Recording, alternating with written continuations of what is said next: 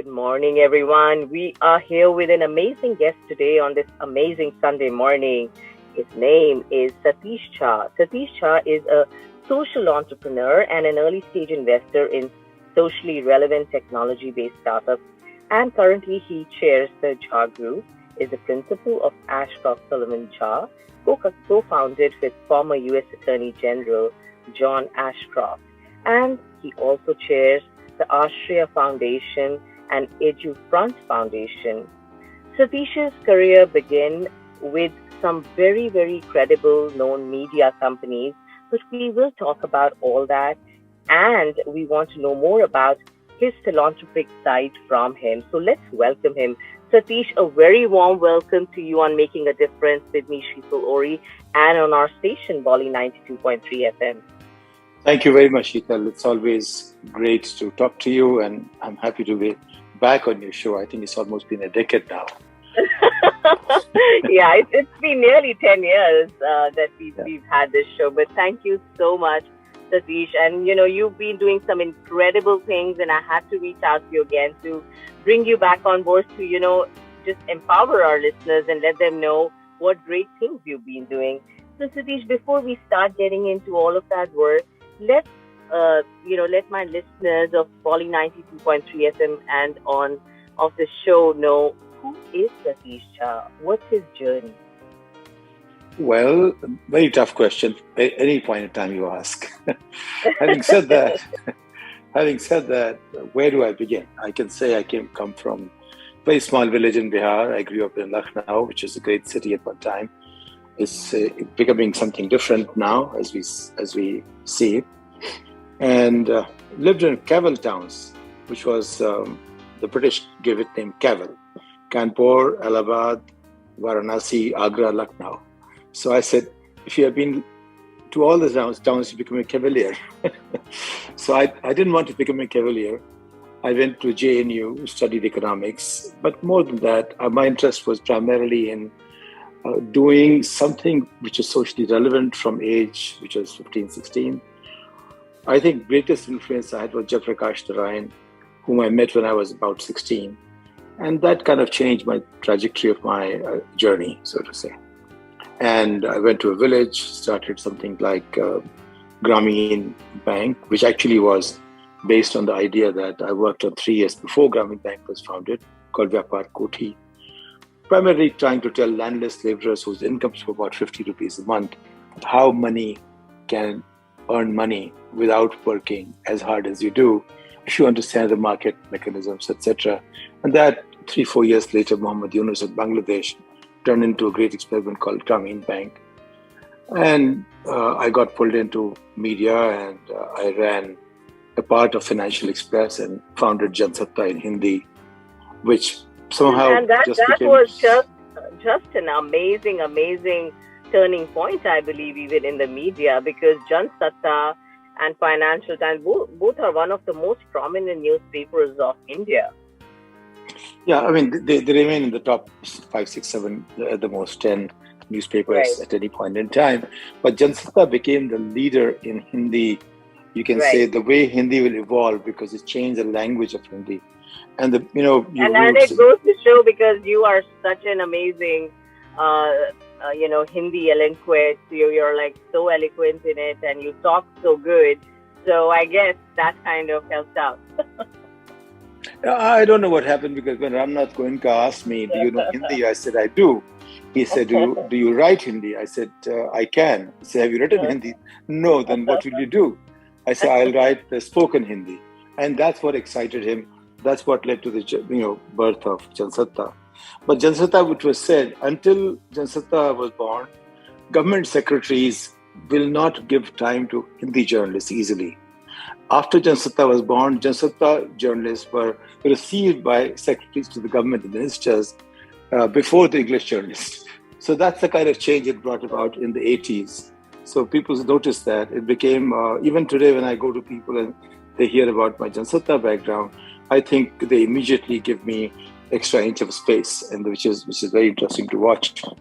That said, and then I became editor of Dinaman Dinaman was by far one of the finest magazines at that time in the country in any language. And people Right. used to say, why can't we have something like Dinaman in English as well? And then India Today came along, and quite a few Sunday, etc., they came along. But Dinaman had its a positioning where it was read by the Prime Minister hot off the press. So it was one of those things.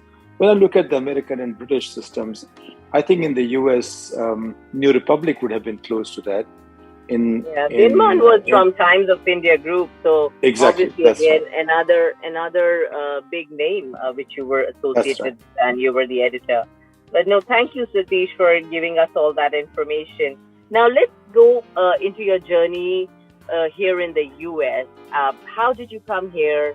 What led to it? Because then all I know about you after that side in India was that you've been into the technology world. You're one of the Thai charter members. You've been with the technology gurus here in US. So let's hear about that a little bit.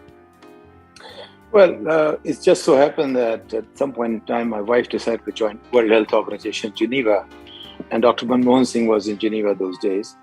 When I came there, I became one of his direct deputies on technology policy for a brief while. But then I was getting bored and I had to do something. I did an executive MBA, became worldwide head of technology for Roche. Boredom leads to MBA. Boredom led to MBA, exactly. Executive MBA. So what happened is when I became CIO for a division worldwide of Roche, which is a pharmaceutical company, I learned most of my management there. And the way I got picked up was, I said, this is information technology. I knew nothing about it. I said, but I am from the world of information, right? So information about how to use information or how to create this infrastructure for information. Anyway, they put me on top of the heap, and that taught me a few things. Then I became chairman of James Partner Company, who came to the US, then US India. That's where we first met.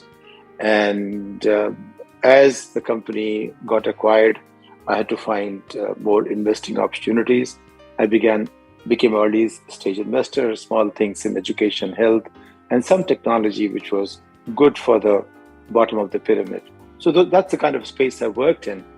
I kind of supported more than 40 startups in various capacities, sometimes chairman of the board, sometimes CEO, sometimes mentor, sometimes just a board member, sometimes just investor, being an outside and occasionally available for conversations. So that's been quite a bit of it, except education was something which always kept kind of intriguing me and nudging me to go in that direction. So I think the 4-5 years I spent running one laptop per child, which was with Nicholas Negroponte of MIT, they were very interesting from the learning point of view and the challenges of education in developing countries. And now what I'm doing is both in Ashraya and Edufront.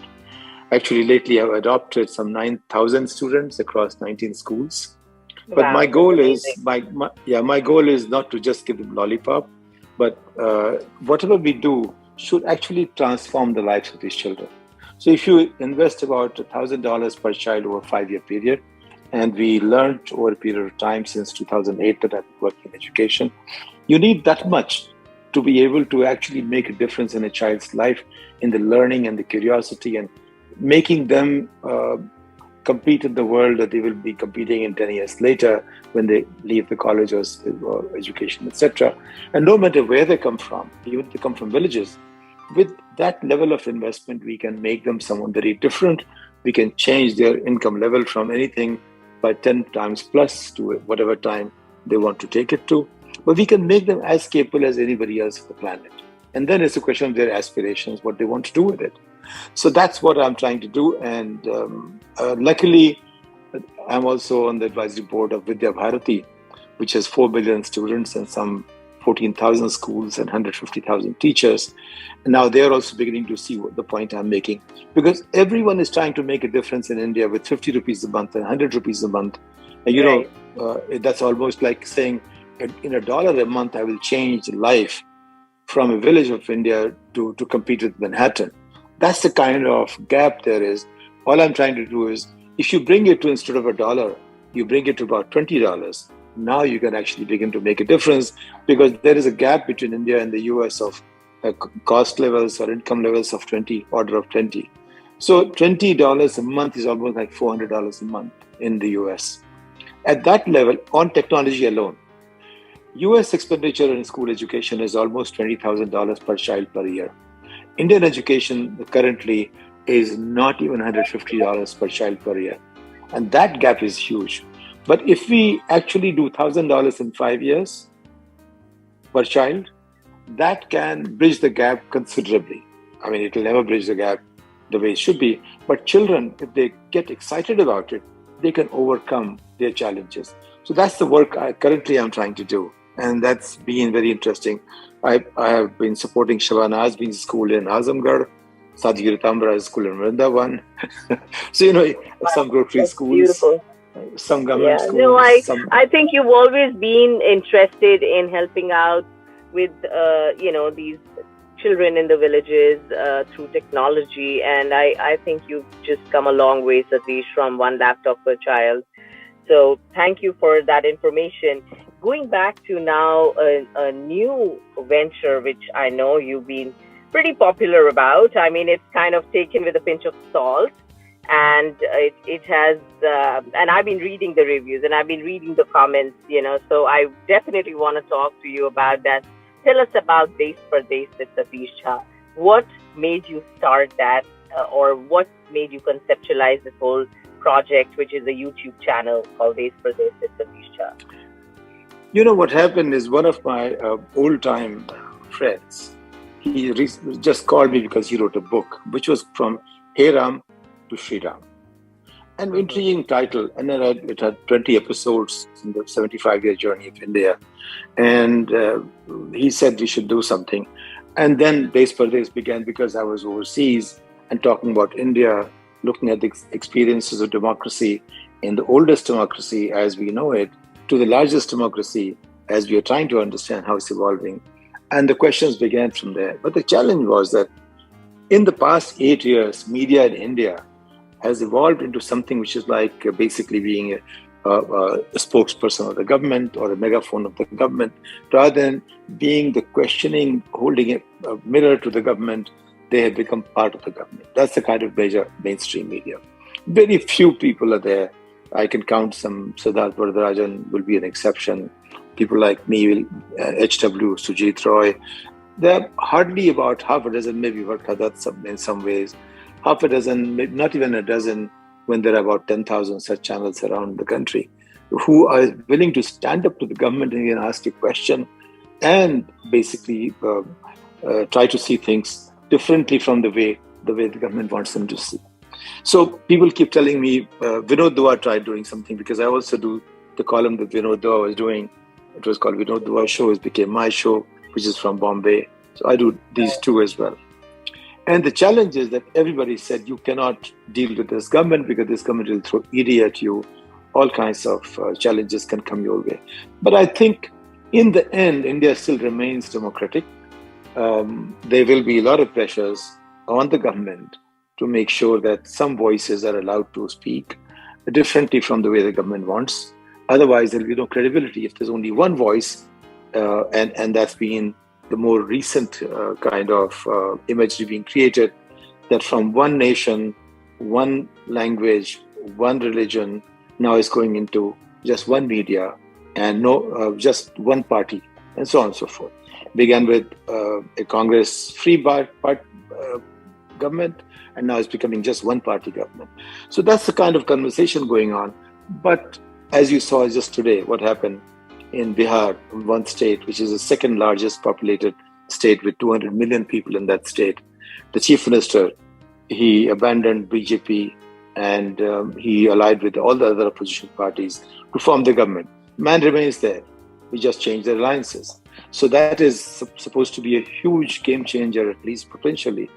So that gives us space to talk about things. But otherwise, talking right now in the country, compared to what was 30 years back when I was editor, I can tell you when I was editor, I could talk to Prime Minister whenever I chose to, within a few hours or a day.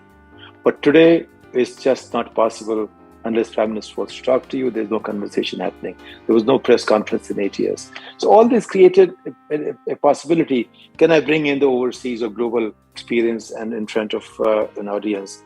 And there have been some very positive responses. Obviously, these days, the numbers that we had in the Jansatta times, they haven't been coming our way as yet. We are told that the YouTube has been kind of managed by the state in such a way that if there is a dissenting voice, probably something is being done we don't even know about, but that doesn't reach. So everybody says that, we have no proof, but we notice that the way sometimes our message spreads across when we don't oppose something. When we oppose something, the message somehow gets curtailed and driven to a kind of crowd.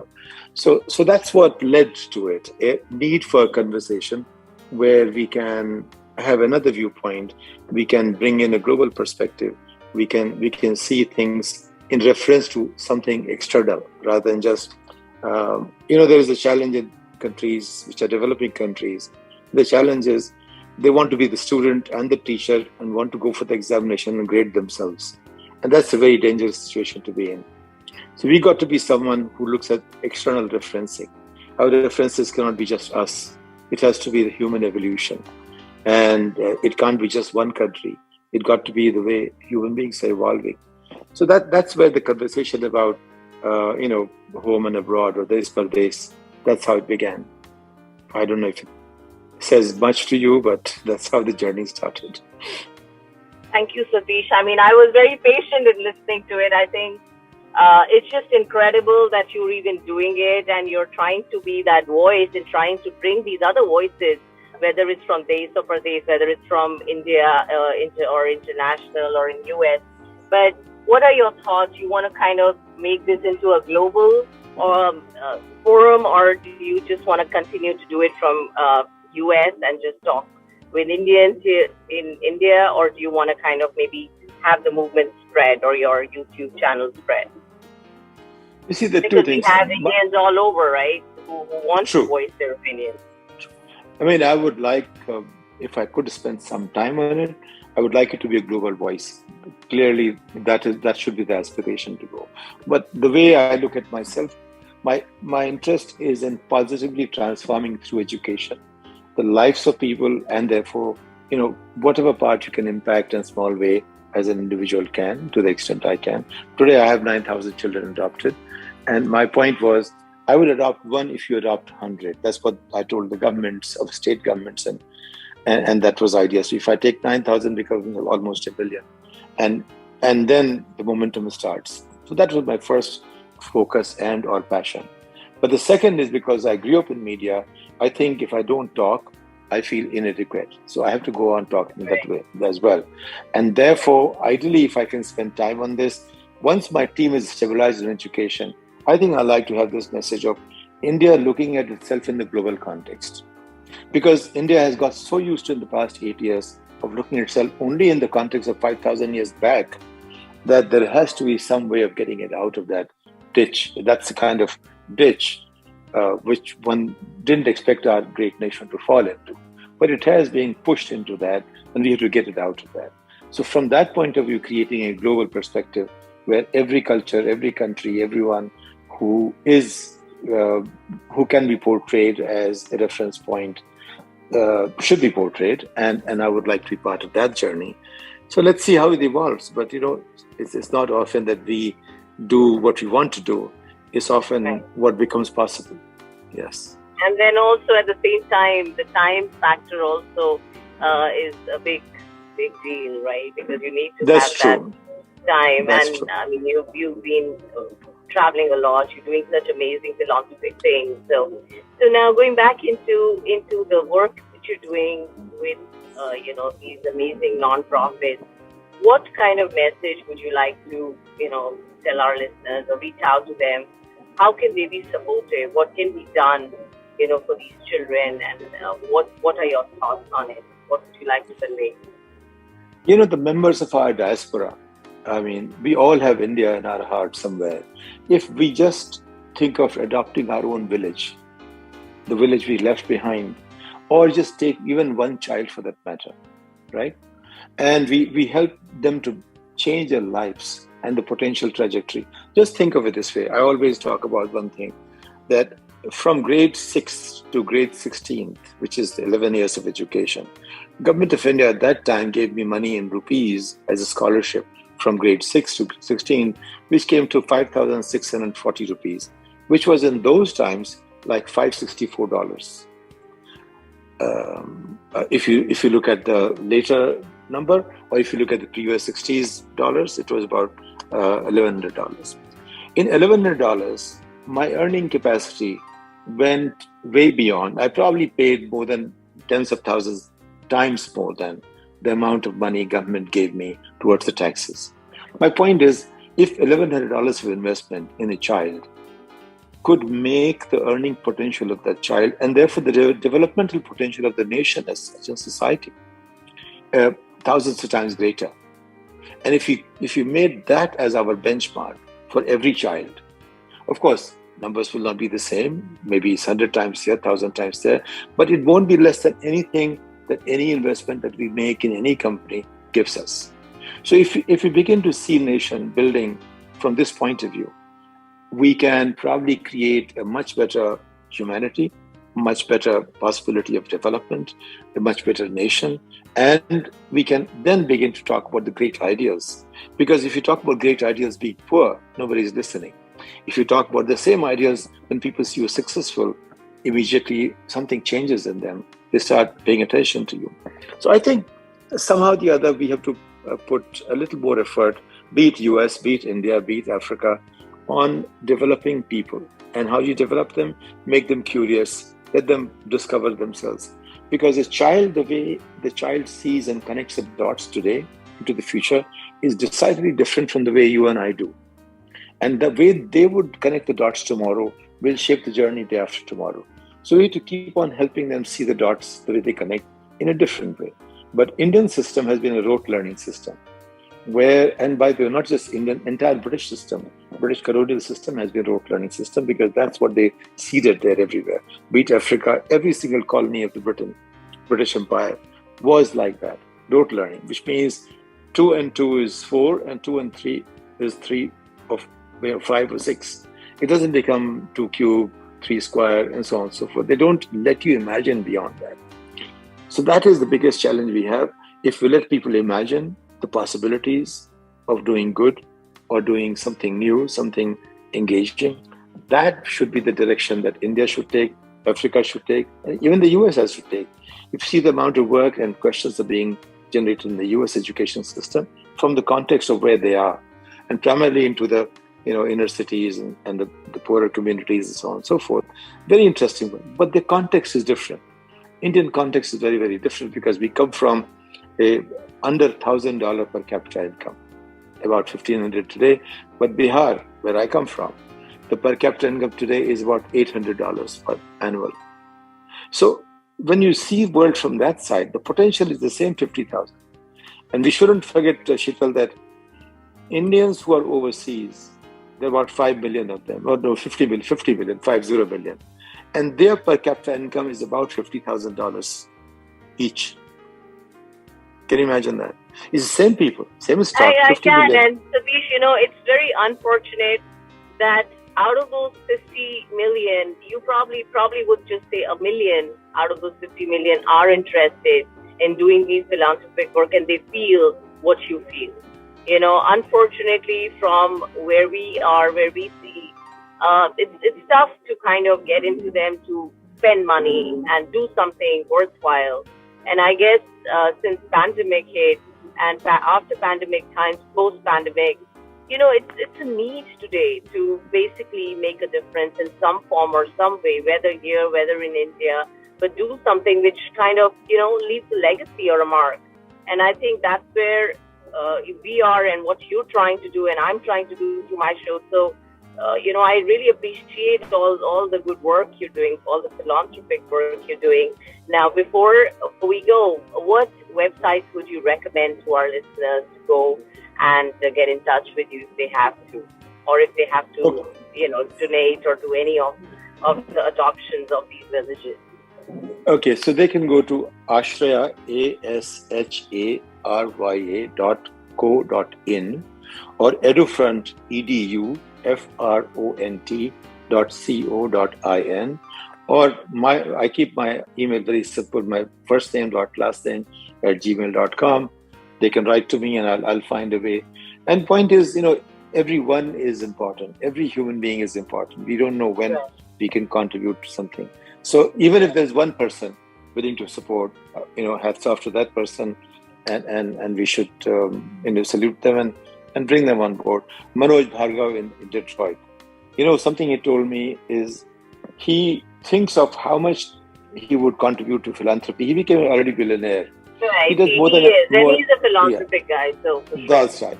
So he does more than $100 million, but he says, I plan to have revenues and profits based on how much I want to give away.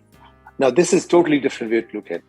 So his Hansa Foundation or RIST, they do $100 to $150 million every year only for India, and some now for Africa as well. So people like him, if there are, say, 15, 20 people, they can actually begin to make a huge difference. So I hope something of the kind happens in terms of education, because I think education is, from my point of view, priority one, alongside, of course, healthcare. It's the key to the growth, Satish. That's where we are. Education is the key to the growth. So, for sure. Yeah. But no, thank you, Satish. I appreciate your time. And I look forward to having you soon on the show again, and not after a decade. I promise you that. Keep up doing the good work you're doing, and have a great day. Very thoughtful of you to think of me. Thanks so much, and I appreciate it anytime and every time. Thank you. Thank you.